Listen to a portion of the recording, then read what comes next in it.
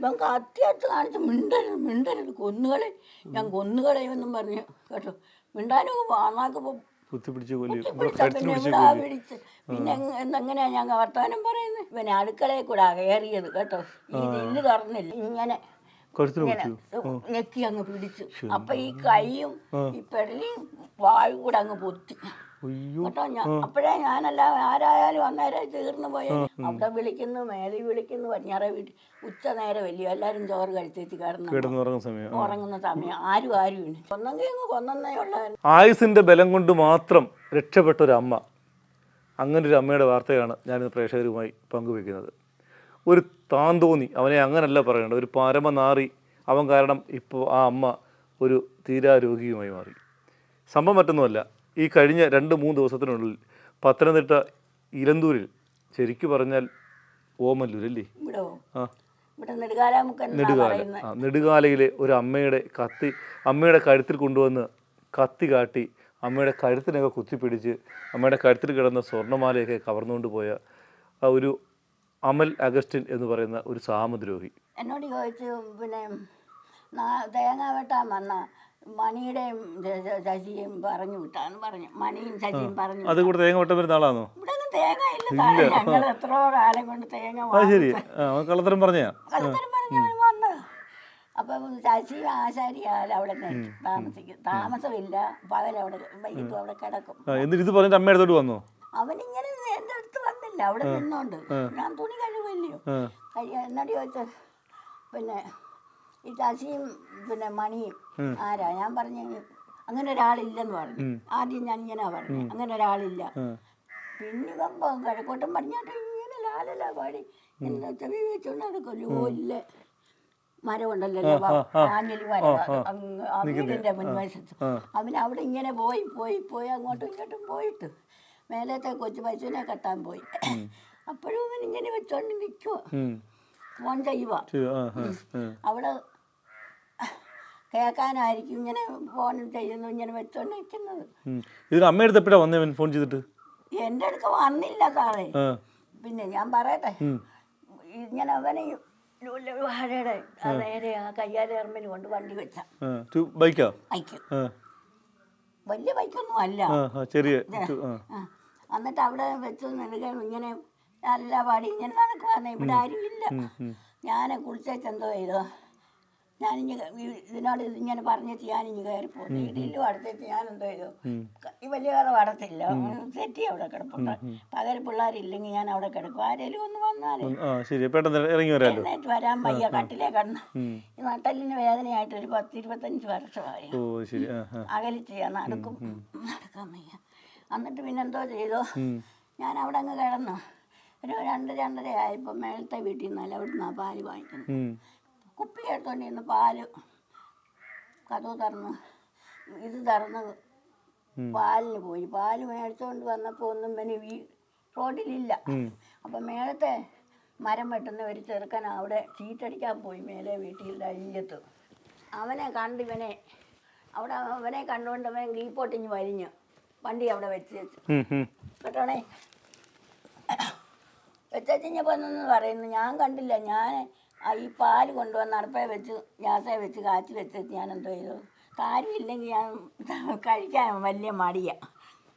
താമസം വന്നപ്പം ഒരു 3 മണിയായ അന്നേരം ഞാനൊരു ഇച്ചിരി ചോറെടുത്ത് അടുക്കളയിൽ മേശപ്പുറത്തോട്ട് വെച്ചിട്ട് ഫ്രിഡ്ജ് തുറക്കാൻ ഇങ്ങനെ അങ്ങോട്ട് തുറക്കാനും തിരിച്ചൊരു തെള്ള എന്നെ കേട്ടോണേ. മറ്റു ഞാനല്ല, എല്ലാവരും പറയും ഞാനല്ല, മറ്റു എല്ലാവരും എൻ്റെ ഈ 6-ാം മല ഇവിടെ ഒന്നും അനക്കാൻ വയ്യ സാറേ. ഇവിടെ ഞാൻ കുപ്പിയും വെള്ളവും എല്ലാം വെച്ചോണ്ടാണ് ഇന്നലെയും കിടന്നത്. ഇപ്പോഴും മരുന്നും കുളിച്ചു മരുന്ന് തള്ളി അങ്ങ് ഇട്ട്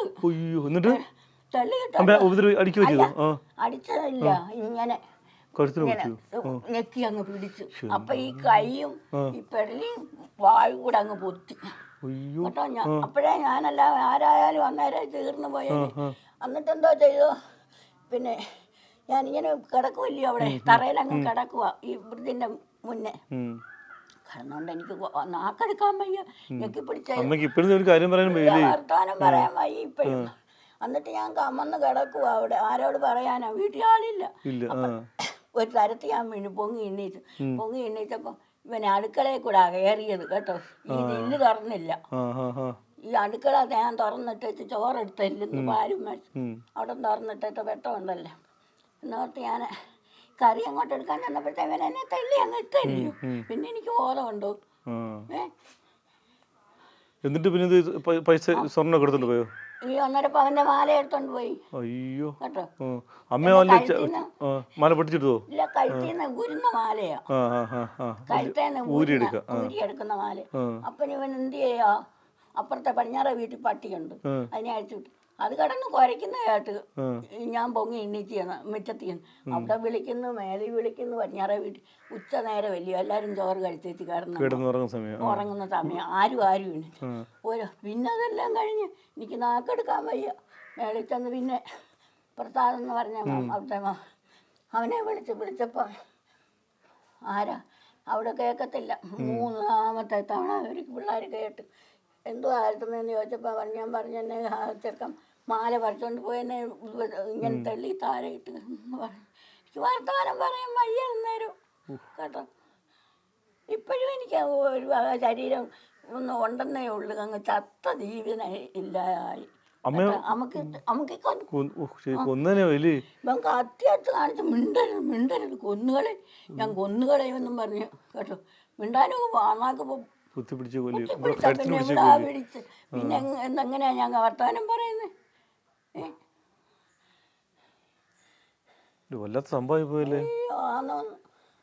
സംഭവം കൊന്നെങ്കിൽ അങ്ങ് കൊന്നേ ഉള്ളായിരുന്നു. ഈ മുറിയത്തായിരുന്നു എഴുന്ന വലിന്നത്തെ ഭാഗത്ത് കഴിഞ്ഞതിൻ്റെ മുമ്പത്തെ ശനിയാഴ്ച ഇന്നത്തേക്ക് എത്ര ആയി? 10-12 ദിവസമായില്ലേ. ഇപ്പോഴും അമ്മയ്ക്ക് തോളിനൊക്കെ വേദനയുണ്ട്. ഇങ്ങനെ കൈമേപ്പോട്ട് പൊക്കാൻ. വീണ വീഴ്ചയില് അമ്മയ്ക്ക് എത്ര വയസ്സുണ്ട് ഇപ്പം? 82. എന്റെ ദൈവമേ. ഇവിടെ ഈ വീട്ടിൽ അമ്മ ഒറ്റയ്ക്കാണ് താമസിക്കുന്നേ? ഇവിടെ ഇളയ മോനുണ്ട്, 2 മക്കളുണ്ട്. പക്ഷെ അവരാരും ഇല്ല, പകൽ സമയത്ത് ആരും ഇല്ല. അവൻ കോളേജിൽ പഠിപ്പിക്കാൻ അവിടെ പോവാ.